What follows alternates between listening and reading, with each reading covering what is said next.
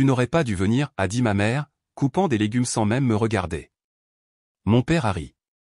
Ce n'est pas comme si quelqu'un t'avait manqué l'année dernière non plus. J'ai souri, j'ai déposé mon sac cadeau et je suis parti en silence. 30 minutes plus tard, j'ai reçu un appel des Flores. Annulation confirmée. Puis de la banque, accès au compte joint supprimé. Ensuite, le groupe de discussion familiale a explosé avec « Pourquoi ferais-tu ça ?» J'ai souri et répondu.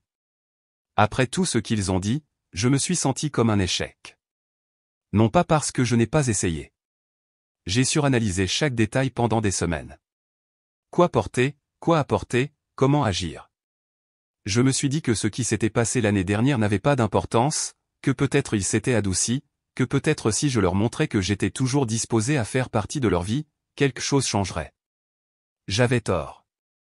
Je suis arrivé chez eux 1 heure plus tôt, je me suis garé en bas du pâté de maison comme si j'étais un invité plutôt que leur fils, et je suis resté assis dans la voiture à répéter comment je dirais bonjour. C'était leur 31e anniversaire cette fois-ci. Rien d'extravagant comme la fête de l'année dernière, mais il y aurait quand même du monde, une vingtaine d'invités, de la famille, des amis, des gens de l'église, des voisins, et moi, invité techniquement, mais pas le bienvenu. L'année dernière, ils ont célébré sans moi. Je n'ai pas été oublié. J'ai été exclu complètement. Ils n'ont même pas essayé de l'expliquer avant des semaines plus tard, lorsque ma mère m'a dit qu'ils voulaient juste la paix ce soir-là. Lorsque je l'ai pressée, elle a finalement admis que c'était délibéré. Cette conversation m'a hanté pendant des mois. Je ne suis pas rentré à la maison pour Thanksgiving ou Noël. Personne n'a appelé. Alors cette année, lorsque l'invitation est finalement arrivée par le biais d'un email transféré, même pas un message direct, j'ai hésité. Mais j'y suis quand même allé. Je me suis présenté avec un sac cadeau soigneusement préparé, rempli de choses que je savais qu'ils aimeraient, des cadeaux personnalisés, des choses bien pensées, le genre de choses qui prennent du temps et des efforts. J'ai dépensé environ $1000, non pas pour acheter de l'amour, mais pour essayer de leur montrer qu'ils comptaient toujours, même si je n'étais pas sûr que je comptais pour eux. Je suis entré dans la cuisine où ma mère coupait des légumes. Elle n'a pas levé les yeux. Tu n'aurais pas dû venir, a-t-elle dit, comme ça. Mon père, toujours avec son tablier, a gloussé. Ce n'est pas comme si quelqu'un t'avait manqué l'année dernière non plus. Ils n'ont même pas fait semblant. Pas devant moi. Pas même quand j'ai tendu le sac cadeau et que j'ai dit « Joyeux anniversaire ». Pas de merci. Pas de contact visuel. Juste le silence. Alors, je me suis retourné et je suis sorti. J'ai traversé la salle à manger, j'ai vu les invités arriver au compte-gouttes, certains étaient déjà assis avec des boissons, certains demandaient où j'allais, et d'autres se contentaient de regarder fixement. Mon oncle a jeté un coup d'œil vers la cuisine, puis m'a regardé avec une expression perplexe, comme s'il savait que quelque chose n'allait pas, mais ne voulait pas s'impliquer. Mes parents sont restés où ils étaient. Ils ne m'ont pas poursuivi, n'ont expliqué à personne pourquoi j'étais parti 5 minutes après mon arrivée. J'espère que quelqu'un a posé la question. J'espère qu'ils se sont tortillés en essayant de répondre. Je suis remonté dans la voiture et je suis resté assis là avec mes mains sur le volant pendant longtemps. Pas en conduisant, juste en pensant. Pas à la honte qui était désormais la leur, mais à combien de temps et d'énergie j'avais gaspillé sur des gens qui ne se souciaient manifestement pas de moi. Puis j'ai ouvert mon téléphone. Je n'ai même pas hésité. D'abord, j'ai annulé le bouquet qui devait arriver demain matin, des lys blancs et des orchidées bleues dans un vase en cristal. Cela m'a coûté plus de $200. Parti. Ensuite, je me suis connecté à l'application bancaire. L'accès au compte joint auquel ils avaient accès depuis près de 2 ans a été supprimé. Il n'était pas censé être une bouée de sauvetage, mais il s'est transformé en une. $3000 par mois, couvrant discrètement leurs factures, leurs courses, leurs abonnements de streaming, le loyer de ma sœur dans une autre ville. Ils n'ont jamais dit merci une seule fois. Quelques minutes plus tard, les confirmations sont arrivées. Annulation du fleuriste confirmée. Accès au compte joint bancaire supprimé. Puis le groupe de discussion s'est illuminé comme une alarme incendie. Pourquoi ferais-tu ça? Tu es sérieux en ce moment? Tu viens d'embarrasser tes parents devant tout le monde. Et enfin, celle qui m'a fait éclater de rire dans la voiture, quel genre de fils fait ça le jour de leur anniversaire? J'ai tapé une phrase, vous avez dit que vous étiez mieux sans moi. Maintenant, vous allez devoir le prouver. Puis j'ai éteint mon téléphone, j'ai quitté leur quartier et je n'ai pas regardé en arrière. C'était la première fois depuis des années que je ne me sentais pas coupable de me faire passer en premier. Je pensais qu'après ce que j'avais dit, ils se tairaient, peut-être qu'ils se morfondraient pendant une semaine ou deux et lécheraient leur plaie comme ils le faisaient toujours quand les choses ne se passaient pas comme ils le voulaient. Je ne m'attendais pas à ce qui allait suivre, ni à sa rapidité, ni à son désespoir. Au moment où je me suis garé chez moi et que je suis entré, mon téléphone sonnait sans arrêt. 6 appels manqués, 2 messages vocaux, tous de mes parents. Je n'ai répondu à aucun d'eux. Je me suis assis sur le canapé, j'ai enfin expiré et j'ai laissé le calme s'installer. Pour une fois, personne n'était là pour tordre mes mots, me faire culpabiliser ou me dire que j'imaginais des choses. J'ai ressenti quelque chose d'étrange. Je crois que c'était du soulagement, mais cela n'a pas duré longtemps. À 20h13, ma sœur Cathy a envoyé un SMS, et « Qu'est-ce qui s'est passé ?» J'ai regardé l'écran pendant une seconde. Puis un autre est arrivé, je viens de recevoir un avis que mon paiement de loyer a échoué. Je pensais que papa s'en occupait. Voilà, le dénouement. Cathy ne savait pas que l'argent venait de moi. Je ne lui ai jamais dit. Il y a 1 an et demi, lorsqu'elle m'a appelé en pleurant après que maman lui ait dit qu'elle devait se débrouiller, je suis intervenu. J'ai appelé le propriétaire, j'ai payé 3 mois à l'avance et j'ai discrètement lié son appartement au compte joint que je laissais utiliser à nos parents. Ils lui ont fait croire que c'était eux qui l'aidaient. Maintenant, le mensonge s'était effondré en une nuit. Je ne lui ai pas répondu tout de suite. Je ne savais pas comment. Je ne voulais pas qu'elle se retrouve prise entre deux feux, mais elle y était déjà, que je le veuille ou non. Un peu après 10 heures, mon père a laissé un message vocal. J'ai failli ne pas l'écouter, mais je l'ai fait. Et je n'oublierai jamais le changement dans sa voix. D'accord, tu as fait valoir ton point de vue, a-t-il dit. Mais il ne s'agit pas seulement de nous. Tu as blessé ta sœur. Tu as fait une scène devant tout le monde. Tu as embarrassé toute la famille. Tu penses que nous couper les vivres est une sorte de victoire? Puis il a fait une pause. Tu veux jouer à ce jeu? N'oublie pas qui t'a tout donné. Cette phrase m'a marqué. M'a tout donné. Comme si je n'avais pas couvert leurs factures pendant près de 2 ans. Comme si je n'avais pas compensé à chaque fois qu'ils étaient en retard sur quelque chose et que j'avais fait comme si ce n'était que temporaire. Je n'ai pas répondu. Le lendemain matin, je me suis réveillé avec un coup. Je n'attendais personne, alors j'ai vérifié d'abord par le Judas. C'était Cathy. Elle avait l'air épuisée, pâle, les cheveux attachés à la hâte. Elle n'a même pas attendu une invitation, elle est juste passée devant moi dans l'appartement comme si elle avait retenu son souffle tout le long du chemin.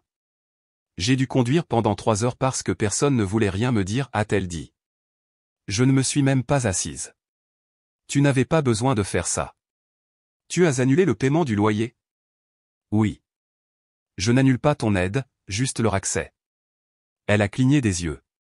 Attends, quoi? Je lui ai dit la vérité, tout, que c'était moi qui payais, que je ne voulais pas qu'elle se sente redevable, qu'ils l'ont laissé croire que c'était eux parce que cela les faisait bien paraître. Elle s'est assise, silencieuse. Alors, tous ces messages de remerciement que j'ai envoyés à maman. J'ai acquiescé. Je les ai vus dans le groupe de discussion familiale. Elle avait l'air malade. Je me suis assis en face d'elle. Écoute, je vais continuer à t'aider directement, pas par leur intermédiaire, mais j'en ai fini de jouer le bon fils pour des gens qui me détestent sauf si je suis utile. Elle est restée silencieuse pendant un moment. Puis elle a dit, ils vont s'en prendre à toi violemment. Je sais. Et ils l'ont fait. Le reste de la journée a été une tempête qui s'est lentement formée. Ma mère m'a envoyé un long message sur la façon dont elle avait tout sacrifié pour nous. Mon père a écrit quelque chose sur la trahison et les liens du sang. Maman m'a envoyé un SMS aussi, s'il te plaît, réfléchis bien avant de brûler ce pont complètement. Puis vint le vrai coup de théâtre. Ce soir-là, ma mère a appelé Cathy. Elle ne savait même pas que j'étais dans la pièce quand Cathy a répondu. Nous sommes désolés, a dit maman. Dis à Andrew de passer demain.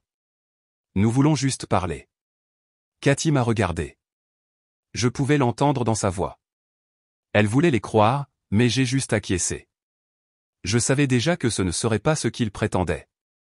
Elle leur a dit que je viendrais, et je l'ai fait. Je savais que ce ne seraient pas des excuses, pas de vraies excuses. Ils ne s'excusent pas. Ils ajustent leur ton quand cela leur profite.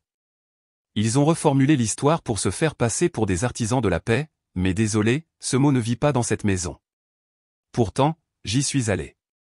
Cathy m'a appelé le matin, elle a dit qu'il voulait parler, qu'il se sentait mal.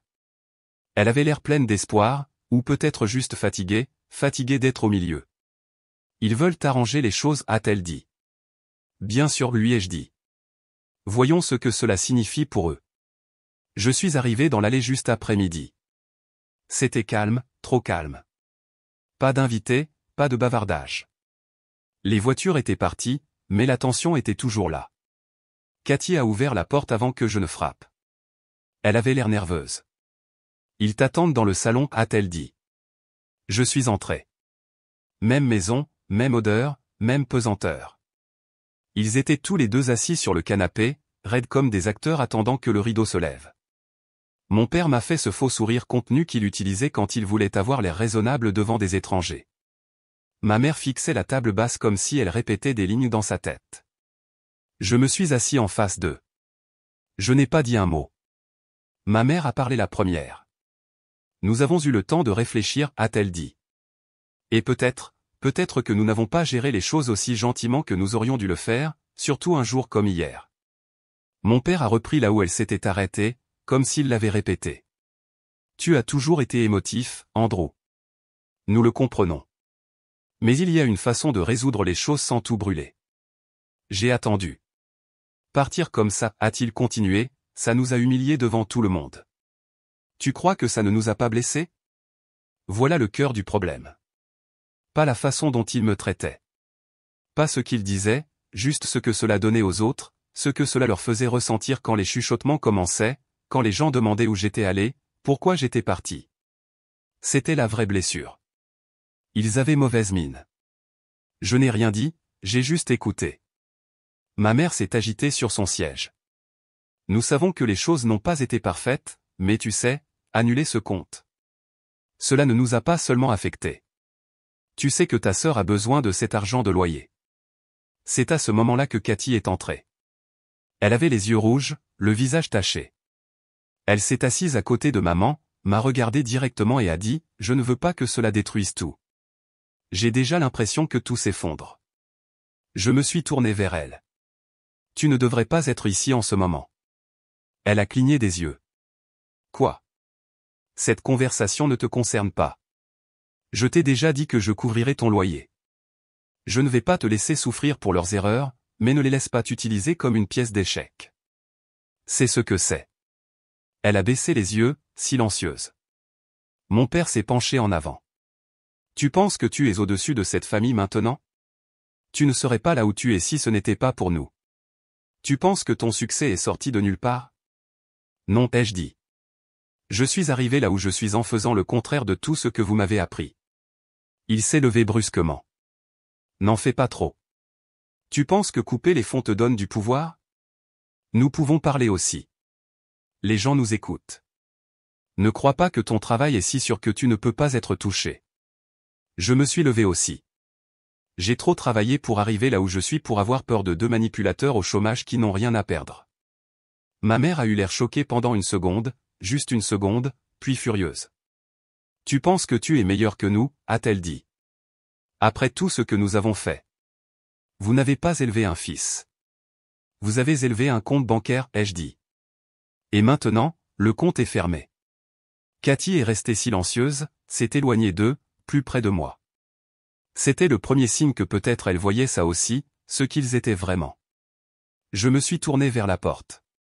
Mon père a crié après moi, « Tu vas le regretter, Andrew. » Mais je n'ai même pas fait une pause. J'ai quitté cette maison à nouveau. Cette fois, ni en colère, ni confus, juste fini. Plus tard dans la soirée, Cathy m'a envoyé un SMS à nouveau, juste une ligne, « Tu avais raison. » Je ne l'avais pas vu avant. Je lui ai dit que je commencerais à envoyer le loyer directement à son propriétaire et qu'elle ne s'inquiéterait pas d'avoir affaire à eux. Je ne la laisserai pas tomber avec eux, mais je ne reviendrai pas. La même nuit, mon oncle a appelé, a laissé un message vocal, a dit qu'ils étaient dévastés, que j'étais cruel, que je devais me ressaisir et arranger les choses. J'ai bloqué son numéro. Mes parents ne faisaient que commencer. Quand la culpabilité cessait de fonctionner, Ils passaient à leur prochaine stratégie. La manipulation n'était que la phase 1. Je savais ce qui allait suivre. Je m'attendais à quelques jours de silence après cela, mais moins de 24 heures plus tard, j'ai reçu une lettre. Pas un SMS, pas un appel, une lettre, une enveloppe imprimée livrée à mon appartement. Pas d'adresse de retour, juste mon nom et une belle écriture cursive. Je l'ai ouverte lentement, sachant déjà que ce ne serait pas agréable. À l'intérieur se trouvait une lettre de 2 pages, dactylographiée. Le ton de mon père était froid, répété. Il a dit qu'ils envisageaient des options légales pour récupérer les contributions familiales faites au cours des 2 dernières années. Il a énuméré les choses que j'avais payées comme si c'était des dettes que je leur devais maintenant, le loyer de ma sœur, une réparation de toit, les courses que j'avais payées, même les soins dentaires de mon père. Il a conclu en disant, « Tu as fait un choix. Nous aussi. » Je suis resté assis là à la regarder fixement, même pas en colère, juste stupéfait de voir jusqu'où ils étaient prêts à aller. Ils essayaient de tout inverser et de se faire passer pour des victimes de ma maltraitance financière. Cela aurait été risible si ce n'était pas si délibéré. J'ai scanné la lettre et je l'ai envoyée à un ami avocat. Il l'a lu et m'a appelé 5 minutes plus tard. C'est absurde, a-t-il dit, mais c'est aussi calculé. Ils veulent te secouer, te faire paniquer. Ils essaient de m'appâter, ai-je dit. Exactement. Ignore-le. S'ils déposent réellement quelque chose, je m'en occuperai, mais ne réponds pas. Ils espèrent que tu le feras. La même nuit, j'ai reçu un SMS de Cathy. Ils viennent de me dire que tu voles de l'argent à la famille. Ils disent à tout le monde que tu as vidé leur fonds de retraite. J'ai ri, pas parce que c'était drôle, mais parce que c'était tellement diabolique de façon grotesque. Je n'avais pas touché un centime du leur. Ils n'ont jamais eu de fonds de retraite. Le seul argent qui arrivait venait de moi. Mais cela n'avait pas d'importance. Ils réécrivaient déjà l'histoire. Et puis quelque chose s'est passé que je n'attendais pas. Cathy s'est présentée à nouveau, mais cette fois, elle n'était pas seule. Elle a amené mon cousin Evan. Je ne l'avais pas vu depuis plus d'1 an. Nous n'étions pas particulièrement proches en grandissant, mais il avait toujours été l'un des rares membres de la famille à ne pas jouer le jeu avec le drame. Il se tenait dans ma porte avec un dossier marron et avait l'air sérieux. « Je pense que tu as besoin de voir ça, » a-t-il dit. À l'intérieur se trouvaient des captures d'écran, des notes et des emails. Il était à la fête d'anniversaire, et apparemment après mon départ, il a entendu beaucoup plus de choses que je ne le pensais. Ma mère était allée de pièce en pièce racontant à différents invités une version légèrement différente de ce qui s'était passé. À l'un, elle a dit, j'ai refusé d'aider plus longtemps et a fait une crise de colère. À un autre, elle a insinué que j'avais utilisé le compte joint pour les contrôler, suggérant que j'avais menacé de retenir des fonds auparavant. Evan avait tranquillement reconstitué tout cela. Il avait des enregistrements, des textes, assez pour prouver que je n'étais pas celui qui mentait. Je ne savais pas quoi faire de tout ça, a-t-il dit, mais je me suis dit que tu pourrais peut-être en avoir besoin. J'ai pris le dossier. Je n'avais même pas encore de plan, mais le simple fait de savoir que je l'avais, des preuves, suffisait pour l'instant. Ce week-end-là, mon père a essayé d'appeler à nouveau. J'ai refusé. 1 heure plus tard, Cathy m'a envoyé une capture d'écran d'une publication Facebook que ma mère avait rendue publique, pas juste quelque chose de vague et de passif-agressif. Elle a carrément écrit un monologue complet sur la façon dont leur seul fils s'était retourné contre la famille et sur la façon dont ils avaient maintenant du mal à survivre sans l'argent qu'il avait volé. Cela a reçu des j'aime, des commentaires de sympathie, des prières. Il jouait en public. Alors, j'ai posté une phrase en dessous, devrais-je commencer à poster des reçus, ou préférez-vous que je vous les livre en personne? 5 minutes plus tard, elle a supprimé le message. Le groupe de discussion est resté silencieux. Evan m'a envoyé un SMS, eh bien, ça les a fait taire. Mais je savais mieux. Ce n'était pas fini, loin de là. Ils avaient perdu le soutien financier, mais pas la soif de contrôle, et je venais de préciser que je ne reviendrai pas. Après que le coup de théâtre de Facebook se soit effondré, les choses se sont calmées à nouveau. Mais ce n'était pas le genre de calme auquel on peut se fier. C'était la pause entre une étincelle et l'explosion. À présent, presque tous les membres de la famille avaient choisi leur camp.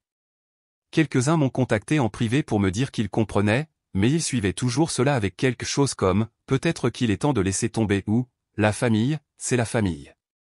Vous savez ce qu'ils voulaient dire, reviens, tais-toi, laisse-les gagner. Puis vint le message vocal. Je me suis réveillé avec ça un mardi matin, un numéro bloqué. Je n'allais pas vérifier, mais quelque chose m'a dit de le faire. C'était ma mère qui pleurait. Vrai ou faux, je ne pouvais pas dire. Elle parlait lentement, comme si elle voulait que chaque mot porte. Tu gagnes, a-t-elle dit. D'accord. Nous avions tort. Je le vois maintenant. Je ne veux pas que ça dure éternellement. Nous voulons juste retrouver notre famille. S'il te plaît, viens ce soir. Parle-nous juste. Pas de cris, pas de reproches. Nous voulons juste arranger les choses. Je l'ai relu 2 fois. C'était la première fois qu'elle disait que nous avions tort, jamais. Je me suis dit que je n'allais pas me laisser prendre, mais une partie de moi avait besoin de l'entendre. Alors, j'ai appelé Cathy. Elle n'avait pas l'air convaincue non plus. Si tu y vas, je t'accompagnerai. Alors nous y sommes allés ensemble. Même maison, même salon, mais cette fois pas d'invités, pas de faux sourires, juste eux assis en face de nous à nouveau. Ma mère s'est levée quand nous sommes entrés. Mon père est resté assis, les bras croisés, la mâchoire serrée. Nous voulons passer à autre chose, a dit ma mère. Nous en avons assez de toute cette haine. Je les ai regardés. Vous êtes sûr que ce n'est pas juste parce que l'argent est parti? Elle a tressailli. Ce n'est pas juste, n'est-ce pas? Puis vint le coup de théâtre. Mon père s'est penché en avant et a dit, et si nous te faisions copropriétaire de la maison, légalement? C'est ce qui est juste. Tu as tellement aidé. J'ai figé. Cela sonnait presque généreux, trop généreux. Puis j'ai réalisé que ce n'était pas une offre. C'était un appât. Ils ne me donnaient rien. Ils essayaient de m'attacher à la maison, à eux, légalement, financièrement, en permanence. Ils avaient trouvé une nouvelle laisse déguisée en récompense. Cathy m'a regardé, puis les a regardés à nouveau. Ce n'est pas ce dont il a besoin. Nous essayons juste de faire preuve de bonne volonté, a dit ma mère. Il dit que nous ne l'avons jamais apprécié. C'est nous qui montrons que nous le faisons. Et si je dis non, ai-je demandé. Mon père a haussé les épaules. Tu diras non parce que tu veux jouer la victime. Tu l'as toujours fait. Voilà. La vérité à nouveau. La fissure dans le masque. Je ne prends rien de vous, ai-je dit, ni la maison, ni vos excuses, ni votre culpabilité. Vous reviendrez en rampant. Mon père a dit, non. J'ai dit, vous venez de perdre votre dernière chance. Je me suis levé. Cathy a suivi. Je vais continuer à t'aider, ai-je dit à sa sœur, mais pas par leur intermédiaire. Plus jamais. Elle a acquiescé, les yeux grands ouverts mais calmes. Je pense que c'est à ce moment-là qu'elle a enfin vraiment choisi son camp. Nous sommes sortis ensemble, à l'extérieur. Elle a saisi mon bras. Tu en as fini, n'est-ce pas? Ouais, ai-je dit, pour de bon cette fois. Elle a quitté leur influence une semaine plus tard, a officiellement changé son adresse postale. J'ai commencé à lui envoyer $900 par mois directement, et elle m'a envoyé un message qui m'a presque brisé, tu es la seule personne en qui je peux avoir confiance. Tu es le meilleur frère que j'aurais pu demander. Mes parents ont essayé encore quelques fois, des emails, des messages par l'intermédiaire de proches, même une tentative hésitante de signaler une fraude sur le compte joint fermé. Cela n'a pas fonctionné. Ils ont arrêté quand ils ont réalisé qu'ils n'avaient plus rien à prendre, pas d'argent, pas de pouvoir, pas de fils.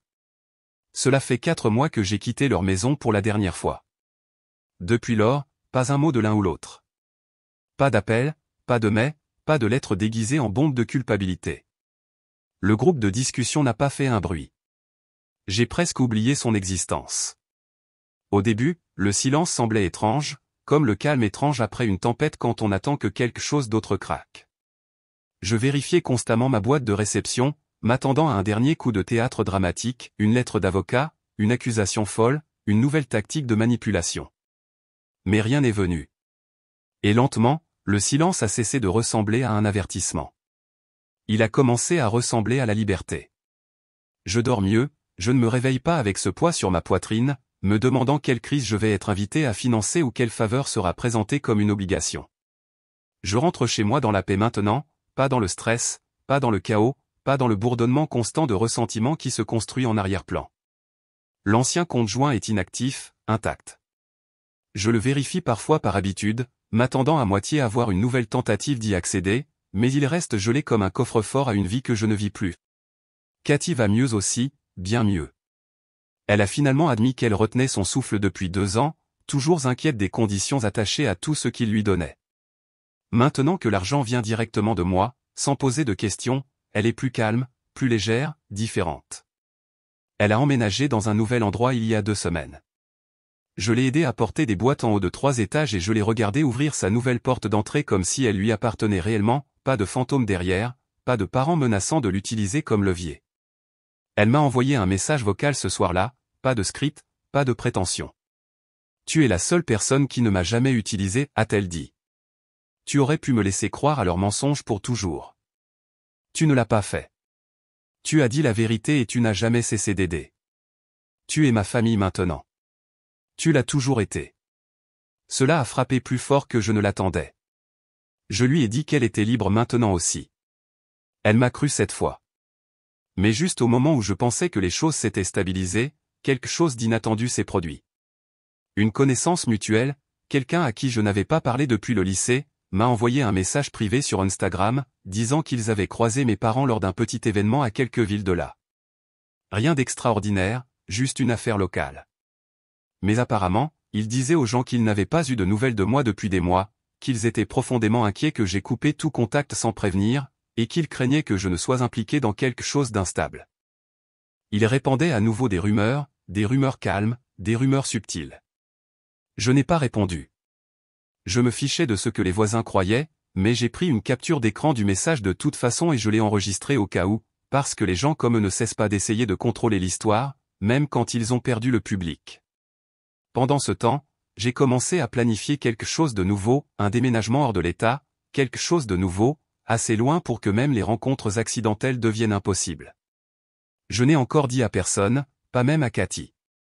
Mais je le ferai parce que la dernière étape pour lâcher prise n'est pas seulement de fermer la porte derrière soi. C'est de s'éloigner suffisamment pour ne plus entendre les coups. Et cette fois, je ne regarderai pas en arrière.